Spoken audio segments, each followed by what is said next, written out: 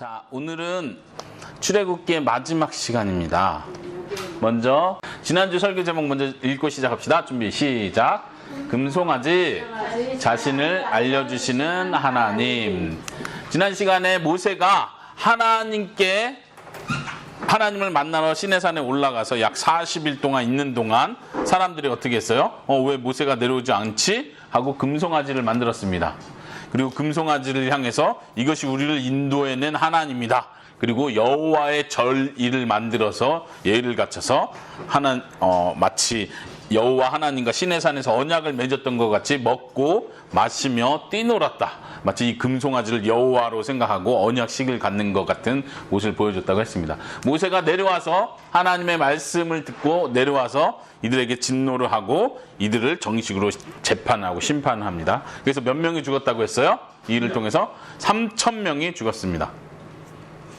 그리고 나서 모세가 한 일은 다시 하나님께 올라가서 하나님 이들의 죄를 용서해 주십시오. 하나님께 용서를 구하는 기도를 하죠. 하나님께서 어떻게 응답하셨습니까? 모세의 끈질긴 중보 기도를 통해서 하나님께서는 처음에는 내가 가지 않겠다 했는데 모세가 끝까지 하나님께 기도할 때 그러면 너가 원하는 대로 내가 함께 가겠다. 너를 편히 쉬게 해주겠다. 이렇게 응답을 해주셨습니다. 하나님께서 모세와 친구와 같이 대화하셨다고 하셨는데 그리고 나서 모세는 다시 한번 하나님의 영광을 구하고 하나님께서 모세 앞을 지나시며 하나님의 영광, 하나님의 이름을 선포하는 내용을 우리가 봤습니다.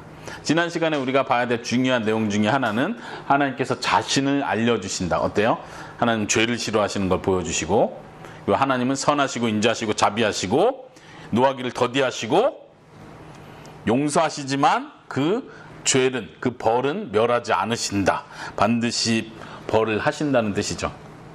결국 하나님의 성품에 따라서 하나님께서는 자비와 긍휼을 베푸셨고 용서를 베푸셨습니다. 그리고 모세의 중보기를 통해서 내가 끝까지 가나안에 이를 때까지 내가 함께 하겠다 하시는 말씀을 지난주에 들었습니다. 그리고 모세가 마지막으로 하나님의 그 영광을 보고 내려올 때 어떻게 됐어요? 얼굴에서 광채가 났다. 이 모세의 얼굴에서 광채가 난 게 뭘 보여줍니까? 우리가 어쨌든 출애굽기의 모세의 이야기를 통해서 우리는 모세를 통해서 계속해서 예수님을 보게 되는 거예요. 모세의 그 중보 기도 자체가 예수님께서 하나님과 우리 사이에 이루셨던 중보자의 역할을 우리가 보는 거고 그리고 모세의 얼굴에서 광채가 났다는 것 자체도 예수님이 이 땅에 내려오실 때 모습이 꼭 그와 같았다는 것을 우리는 볼 수 있게 되죠. 특별히 예수님께서 소위 말하는 변화산에서 변하시고 몸에서 광채가 나시고 베드로와 제자들이 예수님의 모습을 보고 깜짝 놀라는 그런 장면도 우리가 생각할 수 있다고 했습니다. 예수님을 보여주는 모세까지. 지난 시간에 여기까지였고요. 오늘 설교 제목을 같이 한번 읽어보도록 하겠습니다. 같이 읽어볼게요. 시작. 성막 건축 동행하시는 하나님. 동행한다는 건 뭐예요? 하나님께서 함께 걸어가신다 할 때 동행한다. 친구와 동행한다 할 때 친구와 같이 어딜 갈 때 같이 가는 걸 동행한다고 그래요. 오늘 동행하시는 하나님을 같이 보도록 하겠습니다. 설교 그 앞부분에 제목 앞부분에 성막을 건축한다. 그 전에는 잘 보세요. 지금 이 순서를 잘 보는 게 중요하죠. 25장부터 31장까지는 하나님께서 모세에게 언약식을 맺고 나서 모세에게 성막을 구체적으로 어떻게 지어라 이렇게 가르쳐 주신 내용이었죠. 그리고 31장 끝나면서 사실은 35장으로 곧장 넘어가면 성막 이렇게 지어라 라고 자세하게 다 설명하시고 그 다음에 바로 사실 금송아지 사건이 있기 전에 금송아지 사건이 없고 35장으로 넘어왔으면 사실 이야기는 바로 성막을 짓고 하나님의 영광에 충만했다. 이걸 보여주면은 딱 자연스럽게 이어지는 스토리인데 그 중에 중간에 뭐가 낀 거였어요? 지난 시간에 살펴본 거죠. 32장부터 34장까지는 금송아지 사건이 딱 들어간 거예요. 어떻게 보면 스토리에서 갑자기 딱 끊긴 거였죠. 그리고 그것과 마치 아무 일도 없었다는 듯이 하나님께서는 다시 성막을 건축하라는 걸 지시를 하는 거예요. 여러분들 여기서 뭘 느낄 수 있습니까? 왜 금송아지 사건이 거기 들어갔을까요? 금송아지 사건이 그 사이에 들어간 걸 통해서 우리는 뭘 느낄 수 있을까요? 사람은 악하다? 사람은 악하다. 우리는 사람이 짓는 것으로는 맞아요. 우리가 출애굽기의 그 스토리를 보면서 그걸 볼 수 있으면 돼요. 보세요. 총 우리가 40장까지인데 출애굽기가 총 40장인데 성막 지시가 25장부터란 말이에요. 그러니까 거의 절반이 지금 성막 짓는 거에 관심 있는 거예요. 그렇죠? 출애굽기 40장 중에 거의 25장부터 해서 40장까지가 성막과 연관된 건데 그 중에 금송아지 사건이 들어갔단 말이에요. 결국은 25장부터 40장까지의 내용은 성막 지으라 라고 자세히 얘기했는데 문제가 생겼는데 결국 해결돼서 결국은 성막을 지었더라. 오늘 설교 제목처럼 성막 건축, 결국은 성막이 지어졌더라. 이게 결론이잖아요. 지금 출애굽기 우리 생각하면 모세 이야기부터 해서 홍해 바다를 건너고 막 이집트에서 10가지 재앙이고 막 재미난 이야기 많은데 사실 후반부는 재미없게 느껴지는 게 그런 거거든요. 성막 지으라는 얘기를 계속 하다가 중간에 금송아지 사건 조금 재밌는 것 같다가 또 그다음에 또 성막 짓는 얘기가 오늘 자세히 나오는데 오늘도 성막 뭐 구조나 이런 걸 자세히 하진 않겠지만 오늘 결론적으로 우리가 확실히 깨달아야 되는 건 뭐냐면 금방 말한 것처럼 하나님께서는 우리와 함께 하시기 원해서 성막을 지어라 라고 한 거예요. 사실 하나님이 함께 하신다는 건 우리에게 뭐예요? 복이에요. 근데 그 복을 거둬찬 건 누구예요? 이스라엘 백성이죠. 하나님이 함께 하겠다고 해서 성막을 지으라고 은혜를 주고 내가 구체적으로 너희와 함께 할 수 있는 방법을 가르쳐 주겠다고 방법을 가르쳐 준 게 큰 은혜인데 그거 귀찮다 이거야. 우리 마음대로 하나님을 여기다가 만들고 모시겠습니다. 사실 성막 짓는 것과 비교했을 때 금송아지 만든 건 너무 간단하잖아요. 자기네 마음대로 만든 거잖아요. 자기네가 봤던 거대로 어쩌면 이집트에서 봤던 것처럼 금송아지를 만든 건데 하나님의 은혜는 걷어차고 우리 마음대로 하나님을 모시는 거야. 이것이 우리를 인도한 여호와다. 걷어찬 거예요. 그러면 하나님 입장에서는 이 녀석들 너희가 나를 무시하다니. 내가 그 신의 산에서 나타날 때 신의 산 전체가 진동하고 번개와 우레가 가득하고 사람들이 다 떨면서 하나님 제발 직접 말씀하지 마십시오 이러면서 하나님을 직접 경험했는데도 불구하고 그 하나님을 우습게 여겼단 말이에요. 그러니까 하나님께서 내가 이들 다 죽이고 모세 너를 통해서 새로운 날을 시작하겠다. 충분히 그럴 수도 있으신 거죠. 그런데 결국은 그 모세의 중요한 역할, 기도하고 차라리 내 목숨을 가져가십시오. 그리고 끝까지 하나님의 영광을 보여주셔야 됩니다. 하나님의 이름을 위해서 그렇게 하십시오라고 했을 때 하나님께서는 그래 내가 너 때문에 내가 바로 모세 너 때문에 이스라엘 백성을 포기하지 않고 이스라엘과 했던 약속 다시 지키겠다고 오늘부터 성막을 짓는 그 본문에 들어가는 거죠. 결론은 뭐야? 40장에서 우리가 이따 보겠지만 하나님의 영광이 이 성막 가운데 충만하신 거예요. 이따가 좀 이 부분을 좀 더 자세히 다뤄볼게요. 먼저 순서대로 35장에 보면 이제 하나님의 용서함에 대한 확신을 받고 내려온 모세는 하나님의 명령대로 사람들에게 이스라엘 백성들로부터 예물을 받아요. 무슨 예물? 선물? 무슨 선물? 성막 만드는 데 쓰일 모든 재료들을 다 가져와라. 그런데 재밌는 건 이거는 세금 걷어내는 게 아니에요. 너는 잘못했지? 너는 잘못한 거 있었지? 너 반성해. 이제 하나님이 화가 많이 났었는데 이제 성막 지으라고 했어. 너 얼마 낼 거야? 너 금 남은 거 있지? 가져와. 막 이렇게 한 게 아니라 하나님께서 기쁘게 내는 사람의 예물을 받기 시작한 거예요. 그리고 사람들은 진짜로 성경에 보면 진짜로 기뻐서 자원하는 마음으로 자기가 저희 성막 짓는데 이거 사용해 주세요 하고 자기 금, 사실 이게 다 어디서 났을까요? 그렇죠. 이집트에서 그때 다 걷어오게 했잖아요. 하나님의 계획이었던 거예요. 그런 것이. 잘 보세요. 금송아지 만들 때는 뭘로 만들었죠? 사람들이 그것도 금을 다 냈죠. 그때도 냈는데 여기에는 더 많이 내는 거예요. 사실 금송아지 만들 때 아론이 사람들로부터 금을 취해라, 걷어내라 할 때 그 단어는 마치 이집트에서 그 이집트 사람들한테 금, 폐물을 걷어내라 할 때 마치 강제로 전쟁에서 전리품을 끌고 오듯이 이렇게 갈취하는 그 단어를 사용하거든요. 그러니까 금송아지 만들 때 억지로 걷어낸 거예요. 근데 여기는 다른 표현이 되는 거예요. 자원하는 마음으로 사람들이 기쁘게 내는 거예요. 왜 사람들이 갑자기 기쁘게 냈을까요? 하나님의 용서를 이제 들은 거예요. 우리가 정말 죽어 마땅한데 하나님께서 우리를 용서해 주시고 친히 우리와 같이 다시 같이 가주신다고 약속했다는 그 마음에 감사가 넘쳐나는 거예요. 한번 그 본문을 같이 보도록 합시다. 35장이요. 35장 5절 같이 읽어보겠습니다. 시작. 너희가 가진 것 중에서 여호와께 예물을 바쳐라. 누구든지 바치고 싶은 사람이 여호와께 바칠 예물은 이러하니 곧 금, 은, 노. 자, 그 다음에 21절도 같이 읽어볼게요. 큰 목소리로 시작. 마음이 움직인 사람, 스스로 바치기를 원하는 사람은 여호와께 예물을 가져왔습니다. 그 예물은 회막과 그 안에 쓸 모든 도구와 특별한 옷을 만드는 데 쓸 것이었습니다. 사람들이 마음이 감동돼서, 그래서 자원하는 마음으로 여기서 스스로 바치기를 원하는 사람은 다 가져왔대요. 지금 그림에서 약간 그 그림을 보여주지만 그 이스라엘 백성이 얼마나 많았겠어요. 근데 그 사람들이 다 즐거운 마음으로 가져오기 시작한 거예요. 사실 성전에 쓰이는 것은, 특히 지성소에 쓰이는, 성소와 지성소에 쓰이는 모든 것은 다 금으로 만들려고 하나님 처음부터 명령했죠. 그러니까 어마어마한 금이 필요한 거거든요. 한번 22절도 읽어볼게요. 시작. 남자나 여자나 바치기를 원하는 사람은 온갖 금붙이를 가져왔습니다.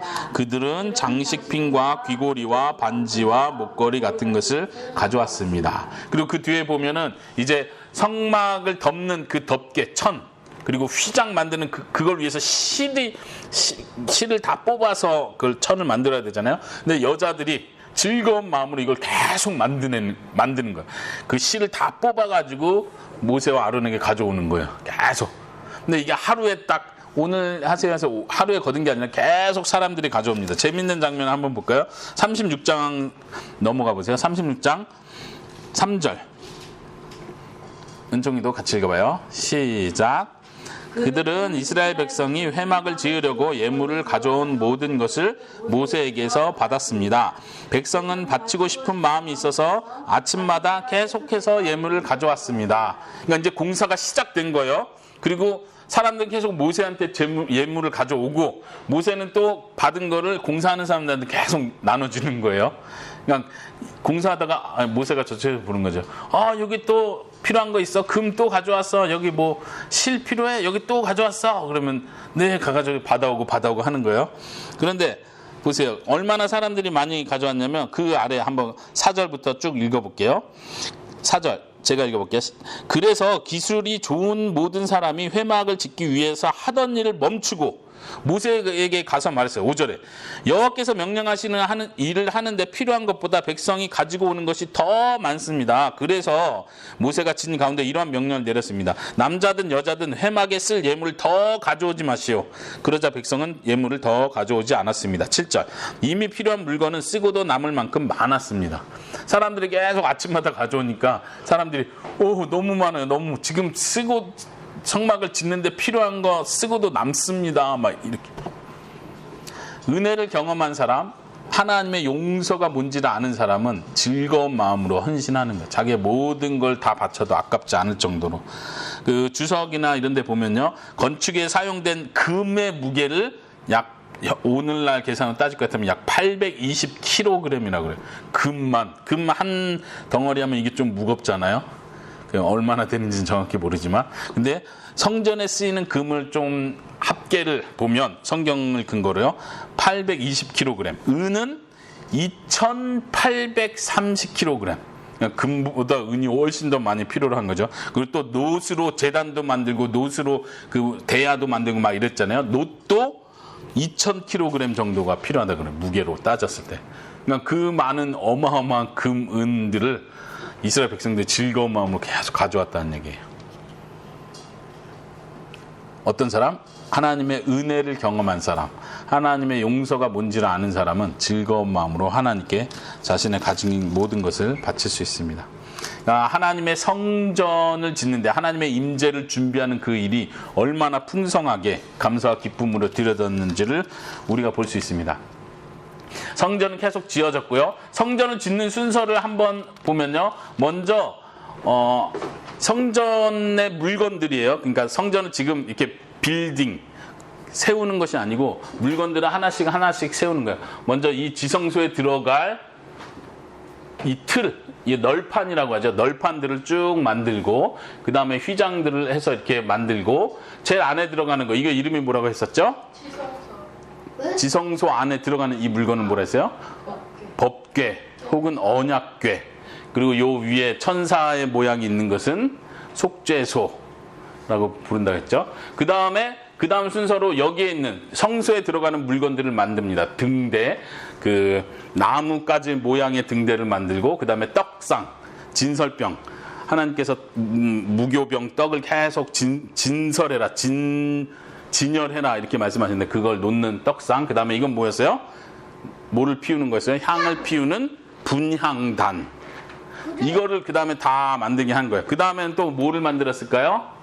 그 다음에 제단을 만들고, 제단, 노수로 만들고, 그 다음에 대야는 크기가 얼마나인지 성경에 나오지 않아요. 이게 작은 거일 수도 있고 큰 거일 수도 있는데 이 대야는 뭐에 쓰는 거라고 했죠?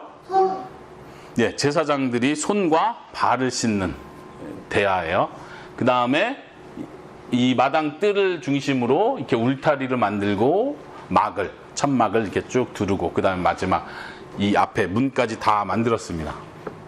이게 이제 36장부터 37, 38 이렇게 계속 내는 거예요. 그 성경 안에 그 짓는 순서대로 쭉 보여주고 있습니다. 그 다음에 제사장의 옷을 만듭니다. 제사장의 옷을 만드는 것도 구체적으로 뭐뭐를 만들어라 설명을 했었죠. 그 내용들이 성경에 또 다시 한번 자세하게 반복이 돼요. 이걸 우리가 지금 반복하진 않겠지만 왜 성경에 이 앞에서 25장부터 30장 그렇게 자세하게 했는데 또 35장부터 40장에 또 그걸 또 자세하게 하죠? 라고 생각이 들 때 우리가 생각해야 될 건 뭐예요? 하나님께서 얼마나 이것을 중요하게 명령하시는지 우리가 알아야 되는 거예요. 하나님께서 명령한 대로 그대로 똑같이 만들었다는 게 중요해요. 39장엔 특별히 제사장 옷을 만드는 부분이에요. 성막도 굉장히 하나님께서 자세하게 지시를 하지만 제사장 옷도 굉장히 자세하게 지시하죠. 옷인데 그냥 특별한 옷이죠. 그래서 자세하게 설명하는데 한번 그 만드는 부분 39장 1절부터 한번 볼게요. 1절 한번 그 중간에 따라오세요. 눈으로 따라오세요. 그들은 또 여호와께서 모세에게 명하신 대로 아론을 위해 거룩한 옷을 만들었습니다. 여기서 중요한 표현 여호와께서 모세에게 명하신 대로 명령한 대로 했다 이거죠. 이렇게 해. 그러니까 명령하니까 그대로 그렇게 했다 이 뜻이에요. 5절도 보세요. 똑같은 표현을 찾아보세요. 5절에 이는 끝에 5절 끝에 이는 여호와께서 모세에게 명하신 대로 한 것입니다. 7절도 찾아보세요. 읽어볼까요? 이는 여호와께서 모세에게 명하신 대로 한 것입니다.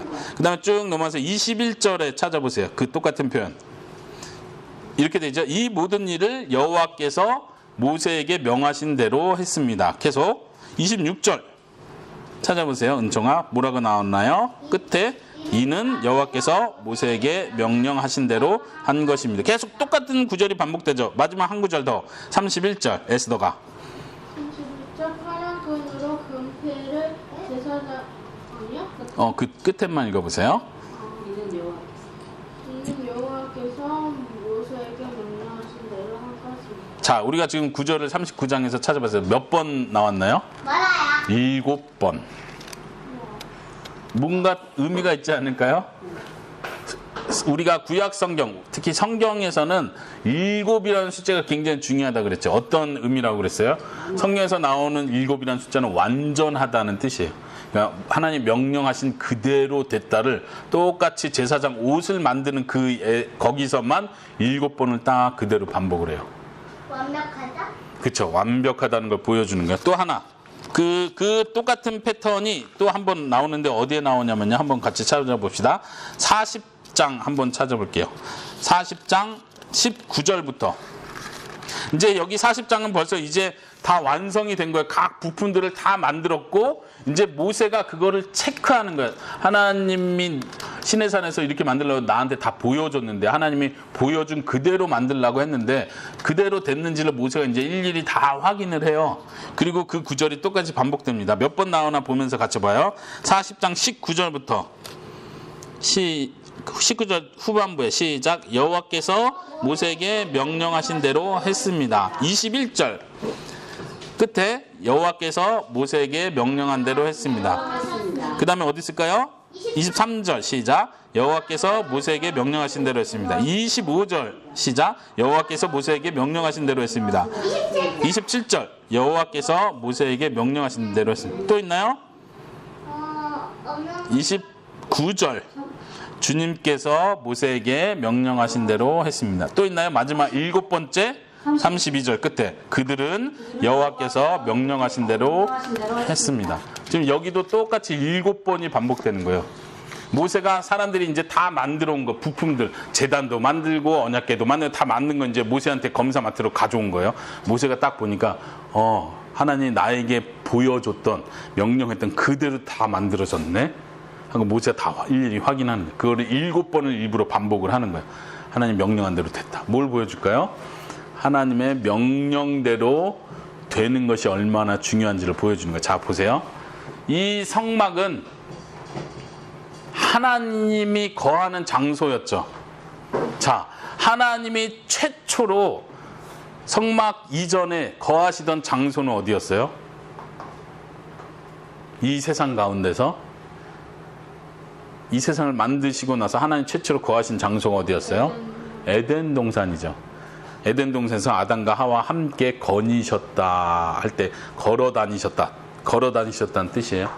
마치 이 성막은 처음 천지 창조와 에덴 동산의 모습을 그대로 보여주는 거예요. 기억나십니까? 성막 내부의 모습이 에덴 동산의 그 생명나무를 연상케 하고 에덴 동산에 있는 그 모습을 일부러 천사의 그림도 형상도 집어넣으라고 하고 하나님이 거하는 가장 거룩한 곳을 구분하고 하나님의 임재가 있는 곳이라고 표현할 때부터 지금 여기는 에덴 동산처럼 하나님이 처음 창조하시던 모습대로 하는 거예요. 하나님께서 처음 창조하실 때를 생각해 보세요. 어떻게 창조하셨어요? 빛이 있으라 하니 그대로 되니라. 성경에도 재밌는 것은 똑같이 7번 그대로 되니라. 하나님이 명령하시고 그대로 되니라. 하나님이 명령하시고 그대로 되니라. 창세기 1장에서 그거를 7번을 반복을 해요. 지금 성막이 만들어지는 과정이 그렇게 되는 걸 보여주는 거예요. 이것이 하나님께서 원하시고 계획하시고 목표하시는 모습이에요. 하나님의 임재하시는 곳은 하나님이 명령한 그대로 되는 곳, 거기가 곧 하나님이 임재하시는 곳이다. 이해되십니까? 하나님 임재한다는 말은 거기 계신다, 함께 하신다 이런 뜻이에요. 하나님이 거하신다. 다시 하나님이 명령하신 그 명령이 그대로 이루어지는 그 곳이 하나님이 임재하시는 곳이에요. 오늘날 많은 사람들이 주님 임재하소서, 주님 이곳에 오소서, 주님 왕에 앉으소서 뭐 막 찬양하고 뭐 오셔서 임재하소서 막 이러는데 하나님 오라고 한다고 오는 게 아니에요. 그렇죠? 하나님 오소서. 하나님 오니까 너무 죄가 많이 보이는데 하나님 다시 가세요. 뭐 하나님 오세요 가세요 하는 게 아니에요. 하나님은 어디에 계세요? 어디에 오세요? 하나님의 명령대로 순종이 이루어지는 그곳에 하나님이 임재하시는 거예요. 우리가 주기도문 할 때 뭐라고 기도해요? 주님 나라 임하시옵소서.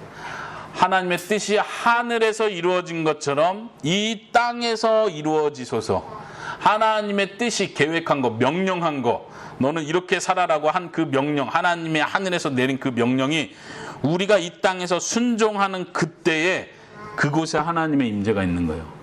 우리 교회, 하나님, 우리 가톨릭 교회에 하나님의 임재가 있기 원합니다. 성령으로 충만하기 원합니다. 성령님이 하나님이신데 성령 하나님이 죄가 많은 곳에 우리가 순종하기를 거부하는 곳에 성령 하나님이 그래도 나 여기 있을래 이렇게 하고 오시는 게 아니에요. 성령 하나님은 우리가 순종하겠습니다라고 고백할 때 우리가 우리의 죄를 회개하고 자복할 때 잘못했습니다. 하나님의 뜻대로 살겠습니다. 하나님의 뜻, 하나님의 명령이 이루어지기를 원합니다라고 고백하는 그곳에 하나님의 임재가 있는 것입니다. 이해되십니까? 성전이 그거를 잘 보여주고 있습니다. 하나님이 명령하시니 그대로 되었다. 이것은 마치 에덴 동산을 포함한 그 온 우주를 보여주는 거예요. 이 성막이 보여주는 것이 그거예요. 지성소가 있고 성소가 있어요. 지성소는 하나님이 계신 곳이에요. 마치 지성소와 성소가 에덴 동산을 보여주고 성소의 이 뜰 자체가 하나님이 만든 모든 온 우주, 땅을 보여주는 것과 같아요. 이 성막 전체에 하나님의 영광이 있지만 특별히 하나님의 임재는 이 지성소에 있는 거죠. 에덴 동산도 그랬습니다. 하나님이 세상을 만드시고 모든 곳에 하나님의 임재와 영광이 있지만 특별히 에덴 동산에 아담과 하와가 있었던 것처럼 어떤 면에서 이런 하나님의 임재하심의 등급이 있는 거예요. 더 하나님이 가까이 계신 곳이 있고 더 하나님의 임재를 느낄 수 있는 곳이 따로 있다는 거죠. 40장 1절에 보면요. 한번 여러분들 보세요. 40장 1절에 하나님께서 모세에게 명령을 합니다. 1절, 2절 제가 읽어볼게요. 여호와께서 모세에게 말씀하셨습니다. 너는 첫째 달 초하루에 성막 곧 회막을 세워라. 지금 우리가 생각해야 되는 건 뭐냐면 사람들이 처음부터 성전을 건축하면서 이거를 막 이렇게 세운 게 아니라 이 재료들만 그대로 만드는 거예요. 이게 기둥이 몇 개가 필요하다 그러면 이 기둥 몇 개를 그대로 만들고 이 길이가 얼마다 그러면 그대로 만들어서 모세한테 검사를 맞는 거죠. 그리고 하나님께서는 40장 1절에 보면 언제 세우냐면 이 성막을 세우는 날짜가 따로 있는 거예요. 무슨 말인지 알죠? 텐트를 친다고 그러잖아요. 텐트를 치는 날짜를 딱 정해줬어요. 첫날 1일에 텐트를 치어라. 근데 거기서 말하는 첫날은 언제를 말하죠?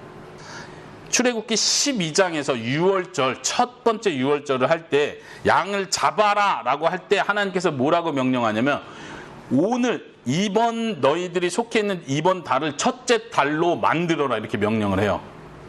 그러니까 그 당시에 이집트에서 지키고 있던 달력이 있을 거 아니에요. 그 달력하고 아무 상관없이 내가 지금 명령한 지금을 첫째 달로 만들고 지금 첫째 달 시작됐다 치고 14일 날 6월절 양을 잡아라 이렇게 명령한 거예요. 그러니까 그 첫째 달을 말하는 거예요. 다시 말하면 출애굽 한지 정확하게 1년이 되는 그때에 성막을 세우라고 명령하신 거예요. 그러니까 아무 날짜나 하는 게 아니에요. 보세요. 이스라엘 백성들이 금송아지를 만들었을 땐 자기네가 임의로 결정해서 다음 날 내일 여호와의 절일이라고 하자. 그리고 내일 다 모여라. 자기네가 막 날짜를 정하지만 날짜를 정하는 건 하나님께 속한 거예요. 하나님께서 날을 정하는 거예요. 빛이 있으라 말씀하시는 하나님이 내가 나를 정한다. 내가 이 날은 거룩하게 선택한다. 그래서 하나님이 안식일을 결정하시는 것처럼 성막을 세우는 날짜도 하나님이 결정해서 첫째 날, 첫째 달, 첫째 날에 성막을 세워라 하고 모세는 하나님의 말씀대로 준비하고 있다가 그 날짜가 딱 됐을 때 성막을 딱 세웁니다.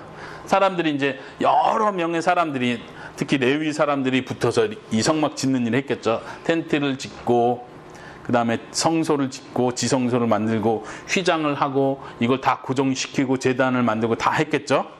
그렇게 하고 딱 만들었습니다. 그 만든 것이 몇 절에 나와요? 17절 한번 보실까요? 40장 17절. 네, 맞습니까? 한번 읽어주세요. 이스라엘 백성이 이집트에서 나온 후 둘째 해 첫째 달 초하루에 회막을 세웠습니다. 그래서 이제 회막을 세우는 것도 또 하나하나 이거 이 순서대로 했습니다. 그래서 아까 우리가 읽었던 내용 있죠. 그대로 되었다. 그대로 되었다. 명령한 그대로 그 모양이 계속 나오고 있는 거예요. 그리고 다 세웠습니다. 33절에 보니까 보세요. 뜰 입구에 휘장을 쳐서 문을 달았습니다. 여기 뜰 입구에 문을 딱 마지막 딱 달았어요. 그랬더니 어떤 일이 일어났습니까? 34절 보세요, 은총아. 그러자 구름이 회막을 덮었습니다. 그러니까 이거 세우는 일을 딱 다 세우고 나서 이 마지막 입구를 딱 닫으니까 구름이 갑자기 이 회막을 싹 다 덮는 거예요. 그 구름은 어디 있던 구름이에요? 시내산에 있던 구름이겠죠. 시내산에 있던 구름은 처음에 어디서부터 시작됐었죠?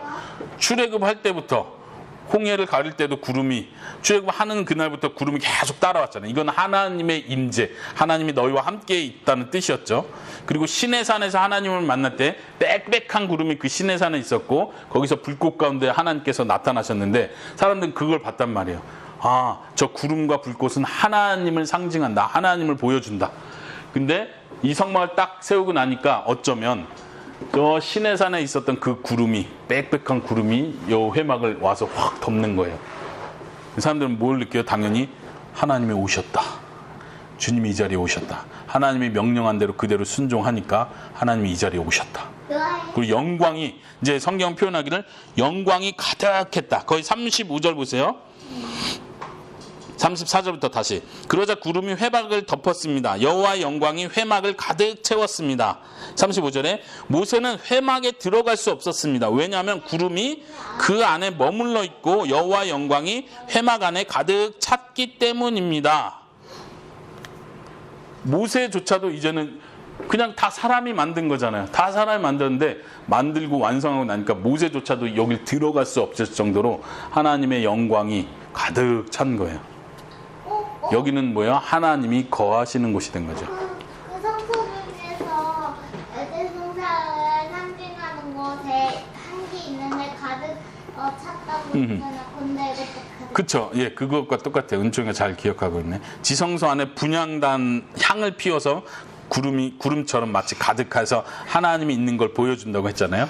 근데 이제는 여기 지금 성경엔 우리 쉬운 성경엔 잘 표현이 안 되는데 지금 여기를 이 지성소, 소위 말하는 지성소를 포함한 이 성소를 나타내는 단어하고 이 뜰 전체를 표현하는 단어가 히브리에선 구분이 돼요. 근데 지금 여기서는 여기만 덮었다는 얘기가 아니라 이 성막 전체를 덮었다는 얘기를 하는 거예요. 하나님의 영광이 전체를 덮었어요. 그리고 나니까 이제 모세도 들어갈 수 없을 정도로 하나님의 영광이 충만했다. 자, 마지막 장면을 봅시다. 40장 36절부터요. 같이 읽어봅시다. 시작. 구름이 회막에서 거치면 이스라엘 백성은 다시 길을 떠났습니다. 37절. 그러나 구름이 회막에 머물러 있는 동안에 구름이 다시 거칠 때까지 떠나지 않았습니다. 마지막. 이처럼 낮에는 여호와의 구름이 회막 위를 덮었고 밤에는 구름 가운데 불이 있었습니다.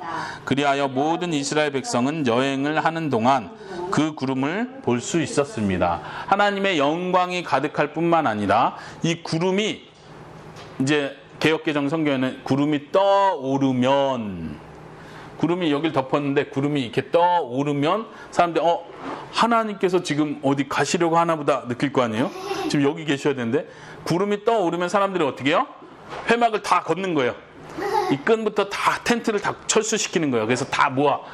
기둥은 기둥대로 다 모으고 또 여기 속에 있는 거 다 분류해가지고 기억나죠? 제단이든 언약궤든 분향단이든 진설병이든 다 손잡이를 만들려고 했잖아요. 고리에 해가지고 손잡이 만들. 이제 사람들이 딱 떠날 준비를 하는 거예요. 구름이 떠오르면 어떻게 해요? 성말 다 걷어서 이제 이 구름을 따라 가는 거예요.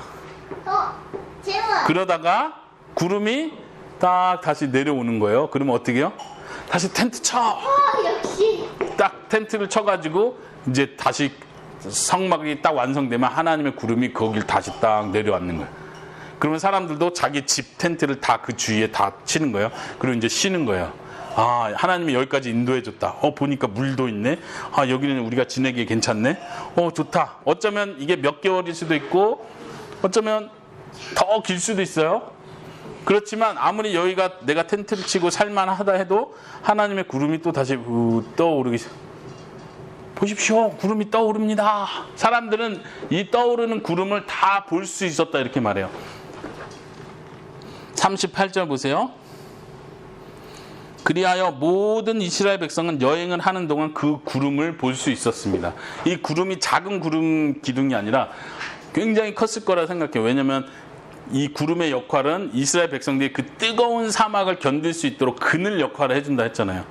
그러니까 지금 그림에서 보는 것보다는 목사님 생각 훨씬 더 크고 웅장했을 거다. 그래서 이게 구름이 그림자를 만들어주는 거죠. 이렇게 다 시원할 정도로. 그러니까 이스라엘 백성들이 광야 생활을 하는 동안 하나님은 구름 기둥으로 내가 너희와 함께 있다는 걸 보여주는 거예요. 질문. 네. 자, 우리가 생각해야 될 것이 있습니다. 보세요. 지금 이 광야 길을 인도하는 거, 그러니까 인도하는 건 누가 인도하고 있어요? 하나님이 인도하고 있죠. 그걸 분명히 보여주죠. 만약 이 구름 기둥, 다시 말하면 하나님의 임재가 없었다면, 만약 사람들이 저 언약궤만 메고 간다면, 아, 여기 좋은 것 같은데 여기다 정착하고 언약궤 여기다 해서 성소 만듭시다 하고 자기네가 만들고, 아, 요즘에 힘든데 좀 더 쉬었다 갑시다. 이제 좀 힘이 나니까 이제 출발할까요? 사람이 결정했다면 이건 하나님이 인도하는 게 아니죠. 근데 구름이 그걸 다 결정하는 거예요. 그러니까 사람은 고민할 필요가 없어요. 괜히 머리 굴릴 필요가 없어요. 구름이 여기서 멈추려고 하는데 사람이 생각하기로 여기 살기가 안 좋은 것 같은데 왜 구름이 여기서 멈추지? 안 돼. 구름 멈춰도 안 돼. 우린 계속 가요. 이렇게 하면 돼요? 안 돼요? 안 되죠. 사람들은 자기가 결정하는 게 아니에요. 그냥 구름이 결정하는 대로 따라가는 거예요. 이해하시겠습니까? 이스라엘 백성들이 금송아지를 만들었을 때는 바로 그런 마음으로 금송아지를 만드는 거예요. 자기네가 금송아지를 어깨에 메고 가는 거죠. 가다가 저기 나무가 있고 오아시스가 있는 것 같아. 우리 저기다가 세울까요? 그리고 사람들한테 뿌뿌뿌 우리 금송아지님이 저기다 세우랍니다. 네? 자기네가 생각하고 자기네가 금송아지 이름으로 말을 하는 거죠. 우상이라는 건 그런 거예요. 내가 결정하고 이게 하나님이 말했다고 말하는 거예요. 이게 우상이에요. 내가 막 되게 기도한 것 같지만 결국 내가 스스로 만들어낸 응답을 하나님이 준 응답이라고 그냥 말하는 거예요. 그럼 편하거든요. 근데 구름은 속일 수가 없어요. 모든 사람이 그 구름을 보는 거예요. 하나님이 지금 멈추셨다. 우리도 멈춰야 된다. 하나님이 지금 출발하신다. 우리도 출발해야 된다. 이게 믿음 생활이에요. 신앙 생활. 우리 마음대로 사는 게 아니라 정말 하나님이 서라고 하면 서는 거고 하나님이 가라고 하면 가는 거예요. 근데 문제는 뭐예요? 오늘날 우리는 구름을 볼 수가 없어요. 그럼 하나님은 지금 우리를 어떻게 인도하시나요? 구름이 없는데 말씀과 성령으로 우리를 인도하시는 거예요. 그래서 우리가 마음속에 우상을 만들어내지 않으려면 자꾸 내 머리를 굴려서 내가 원하는 게 하나님의 뜻이다 이런 식으로 생각하는 걸 버려야 돼요. 철저하게 성경이 뭐라고 말하는지를 잘 생각해야 돼요. 정말 기도하면서 진지하게 하나님이 내게 뭘 원할까 진짜 생각을 해요. 안 그러면 결국 내 마음대로 내가 만든 우상의 지시에 따라서 내가 내 인생을 인도해 가는 거예요. 그렇게 되면 되겠어요? 안 되겠어요? 안 되겠죠. 네. 우리 마지막 적용으로 3가지를 생각하면서 마치도록 하겠습니다. 첫 번째, 아까 했었던 말을 정리하는 거예요. 하나님의 말씀대로 되는 것이 곧 하나님께 영광이 된다. 다른 표현으로 하자면 하나님의 말씀대로 성취되는 그곳에 하나님의 영광이 나타난다. 다시 말하면 우리가 순종하는 그 자리에 하나님이 영광 받으시는 거예요. 우리가 순종하는 그 순간에 하나님의 임재가 있는 거예요. 그 자리, 그 교회, 그 가정이 하나님의 영광과 임재가 가득한 곳이 됩니다. 우리가 어떤 마음을 가져야겠어요? 하나님, 정말로 우리가 이스라엘 백성처럼 마음이 딱딱해서 우리 마음대로 하는 게 아니라 하나님의 말씀대로 순종하게 해주세요. 하나님이 처음 천지 만물을 만들 때 다 하나님의 뜻대로 됐는데 사람은 이거 너 먹지 마라 명령했는데 어떻게 해요? 명령한 그대로 된 게 아니라 먹지 마라 했는데 싫어요 하고 명령을 어긴 거예요. 하나님의 뜻을 다 무너뜨린 거예요, 사람이. 그러나 하나님은 그거를 다시 고치시는 거예요. 아니다, 이제는 사람들이 내 말씀대로 따라올 것이다. 이걸 훈련시키시는 거예요. 단지 훈련으로 되는 게 아니라 예수님을 보내시는 그 일을 통해서 우리 속에 불순종하고 싶은 그 근본적인 죄를 제거해 버리시는 거죠. 그래서 이제 예수님을 믿는 사람은 진심으로 하나님의 말씀대로 살고 싶은 거예요. 여러분들 마음속에 그런 마음이 있습니까? 진심으로 하나님 말씀대로 살고 싶다. 그것이 하나님이 계획하시는 하나님의 구원이에요. 우리가 하늘나라에 갔을 때 그곳은 하나님이 원하는 대로, 하나님의 뜻대로, 하나님이 명령한 대로 순종하는 사람들만 그곳에 있는 거예요. 여러분들이 그런 사람들입니까? 우리가 지금 완벽하게 사느냐 안 사느냐가 아니라 여러분들 마음속에 진짜로 하나님의 뜻대로 됐으면 좋겠다. 근데 내가 이렇게 연약하네. 내가 또 죄를 짓네. 이러면 안 되는데. 하나님, 정말 하나님 명령한 대로 살고 싶습니다. 이 죄를 버리고 싶습니다. 그리고 마지막 하나님 계신 그 하늘나라에 딱 갔을 때 이제는 죄가 없으니까 정말 하나님이 원하시는 대로 내가 다 얼마든지 할 수 있구나. 너무 기쁘다. 감사하다. 성막을 짓는 것도 사람들이 기쁜 마음으로 동참했잖아요. 하나님 나라가 완성되는 그곳에도 모든 사람들이 기쁨으로 그 일에 동참하는 것입니다. 두 번째, 주님의 은혜를 묵상하라. 이거는 제가 지난 시간에 이야기를 언급을 했었는데 여기서 누구를 생각하는 거냐면 아론을 생각하는 거예요.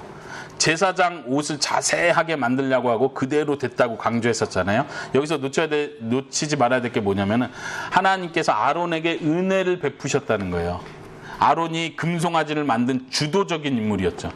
모세는 이스라엘 백성을 위해서 중보기도 하면서 용서해달라고 했는데 아론은 어떻게 해요? 도리어 이 사람들이 잘못했습니다. 목이 곧은 백성입니다. 저는 잘못한 게 없습니다. 그랬잖아요. 그게 아론이었어요.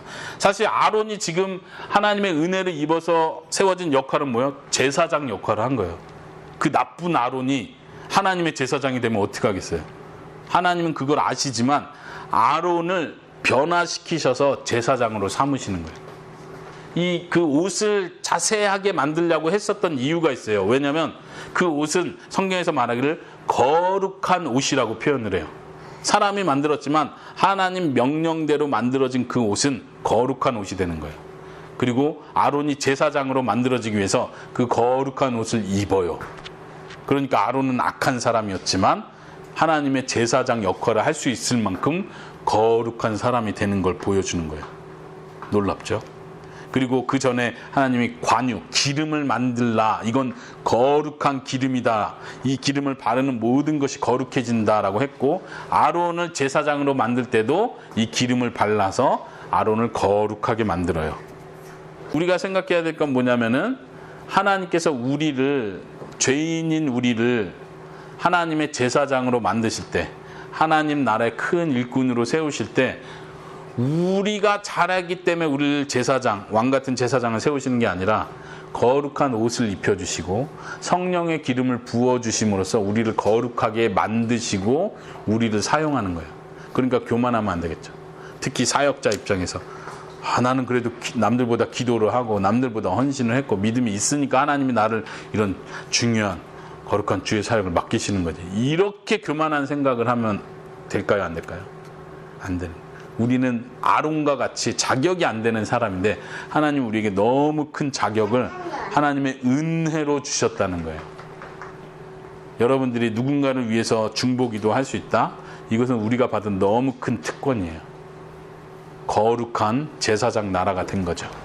자, 세 번째 마지막 같이 읽어봅시다. 시작. 하나님께서 함께 하시는 것이 복이다. 진짜 복은 하나님이 함께 하시는 거예요. 하나님께서 처음 에덴 동산을 만드셨을 때도 내가 이곳에 임하기 위해서, 너희와 함께 하기 위해서 에덴 동산을 만드시고 아담과 하와를 그곳에 두신 거죠. 하나님과 함께 하고 있는 그 자리가 복된 자리예요.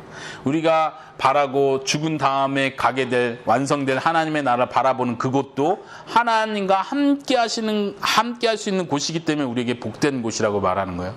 지금도 우리가 복되다고 말하는 이유는 하나님이 우리가 죄인인데도 불구하고 우리 속을 거룩하고 깨끗하게 바꾸셔서 성령님이 우리와 함께 하시기 때문에 우리가 복을 받은 자예요. 예수님께서 이 땅에 내려오실 때 뭐라고요? 임마누엘이다. 임마누엘의 뜻이 뭐죠? 하나님이 우리와 함께 하신다. 예수님이 이 땅에 사람들과 함께 하시기 위해서 내려오신 그것 자체가 사람들에게, 선택받은 자에겐 완전히 큰 복이었죠. 그것 자체가 구원이었죠. 성령님이 이제 우리와 함께, 이제는 우리 마음이 성전이다 하고 성령님이 우리 가운데 충만하게 거하시는 거예요. 이것은 우리가 받은 큰 특권이고 복입니다. 하나님과 함께 있는 것은 생명이고 하나님을 떠나는 것은 사망입니다. 하나님의 에덴 동산에 있었을 때 사람이 죄를 짓고 사람은 에덴 동산에서 쫓겨났습니다. 이것이 곧 사망이에요. 하나님이 계신 그곳에서 멀어지는 것, 떠나가는 것, 이것이 사망이에요. 하나님이 마지막 완성한 하나님 나라 천국에서 하나님을 고백했던 자는 하나님과 함께 있지만 지옥에 있는 자는 어디에 있는 거예요? 하나님과 떨어져서 있는 거예요. 그것 자체가 지옥이고 하나님의 형벌을 받는 것이죠. 이해하시겠습니까? 우리가 살아가면서 순간순간 하나님 함께 해주세요. 하나님 저희 죄를 용서하시고 제 마음속에 다시 와주세요. 이런 기도들, 하나님과 정말 동행하고 싶은 이 기도가 우리 속에서 끊이지 않기를 바랍니다. 오늘 설교 제목에서처럼 하나님은 어쨌든 결론적으로 모세의 기도를 통해서 내가 너희와 함께 가겠다. 언제까지요? 가나안 땅에 도착하는 그곳까지. 너희들이 잘하고 못하고와 상관없이 모세의 기도 때문에 내가 약속했다.